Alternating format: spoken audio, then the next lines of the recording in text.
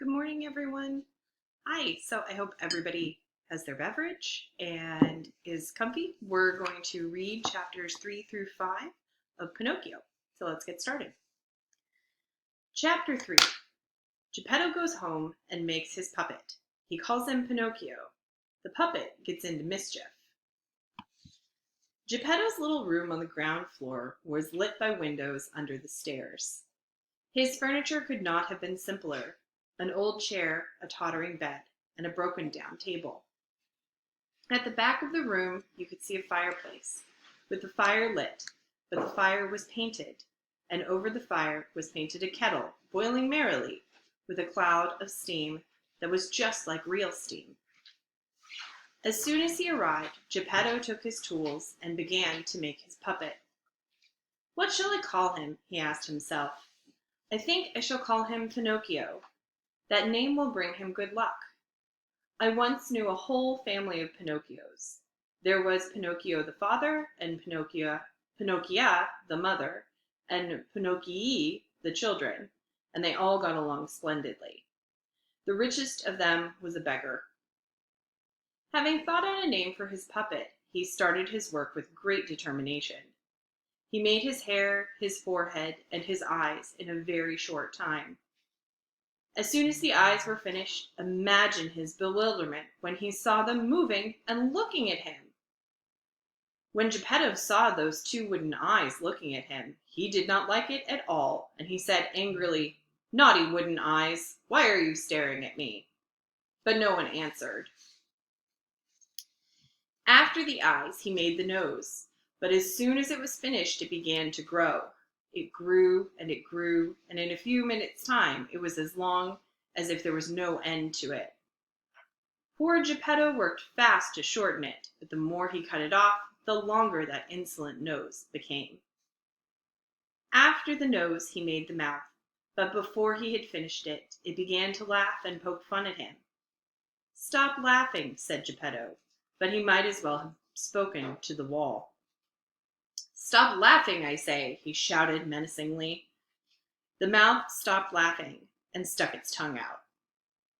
However, as Geppetto did not want to spoil the puppet, he pretended not to see it and continued his work. After the mouth, he made the chin, and then the neck, the shoulders, the stomach, the arms, and the hands. As soon as the hands were finished, Geppetto's wig was snatched from his head. He looked up, and what should he see but his yellow wig in the puppet's hand. "Pinocchio, give me back my wig at once!" But Pinocchio, instead of giving back the wig, put it on his own head and was almost hidden under it. This cheeky, mocking behavior made Geppetto feel sadder than ever before in his life. He turned to Pinocchio and he said, "You scoundrel of a son, you are not yet even finished, and you have already disobeyed your father. That's bad, my boy, very bad." And he wiped away a tear. There were still the legs and feet to make. When Geppetto had finished the feet, he received a kick on the nose. "It serves me right," he said to himself. "I should have thought of it before. Now it is too late." He took the puppet in his hands and put him down on the floor to see if he could walk. But Pinocchio's legs were stiff, and he did not know how to move them. So Geppetto led him by the hand and showed him how to put one foot before the other. When the stiffness went out of his legs, Pinocchio started to walk alone and run around the room, and finally he slipped through the door into the street and ran away.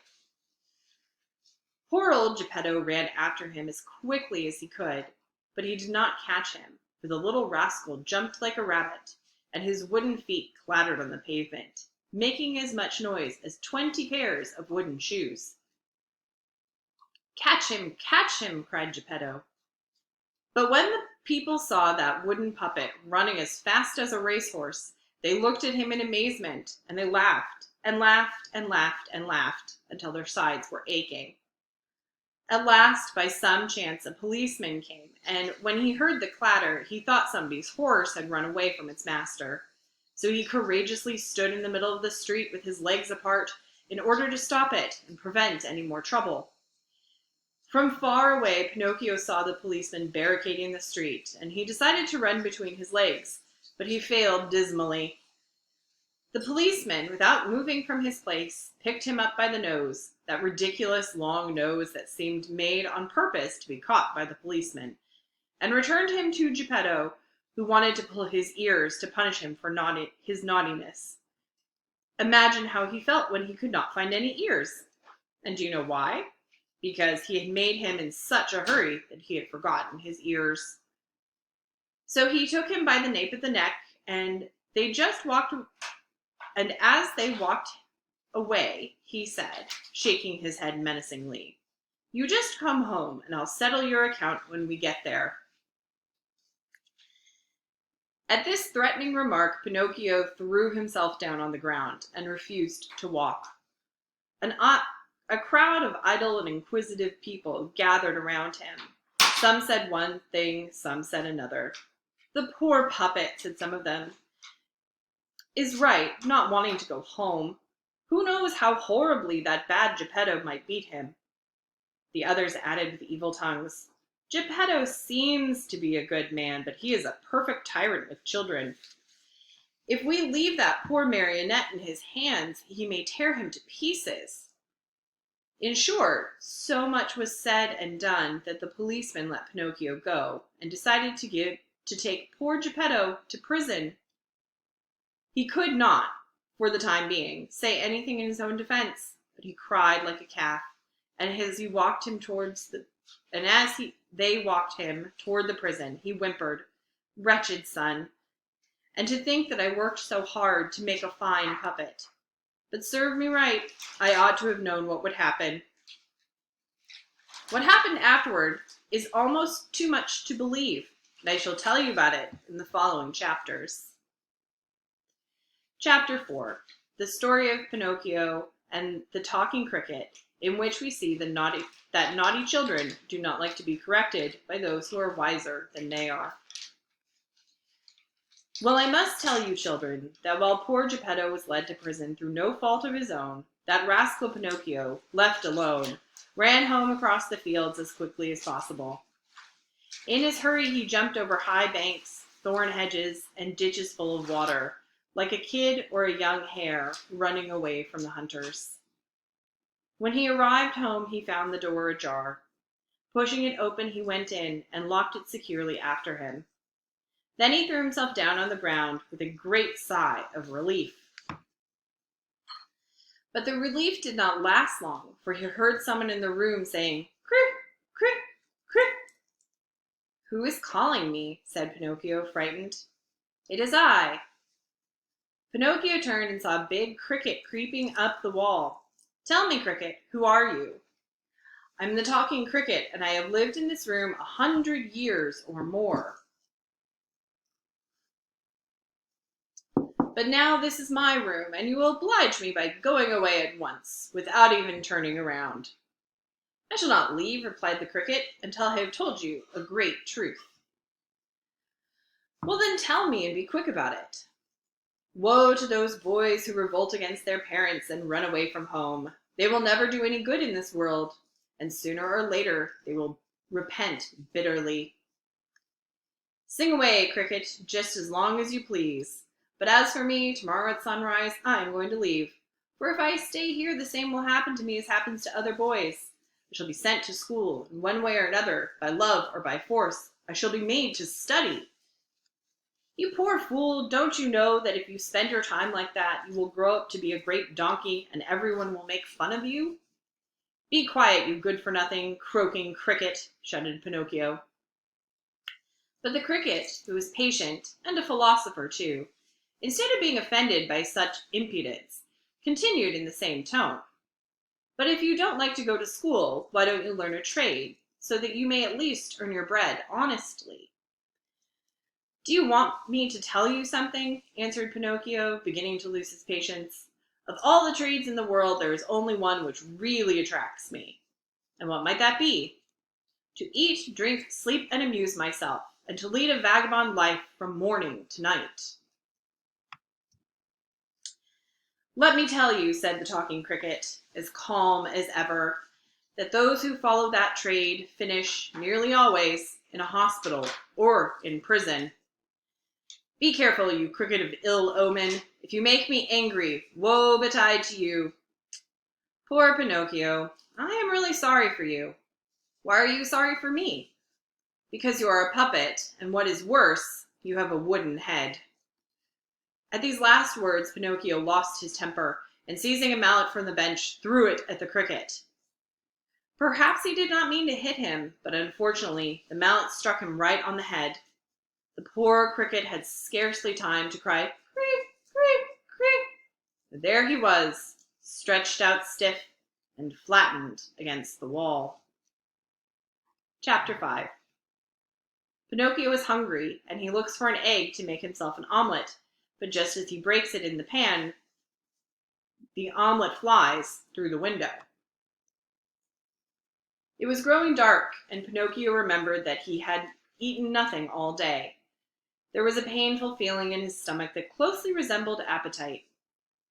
With boys, appetite grows fast. In fact, after a few minutes, his appetite became hunger, and in no time he was hungry as a wolf. His hunger was unbearable. Poor Pinocchio hurried to the fireplace, where a kettle was boiling, and put out his hand to lift the lid and see what was in it. But the kettle was only painted on the wall. Imagine his disappointment. His nose, which was already too long, grew 3 inches longer.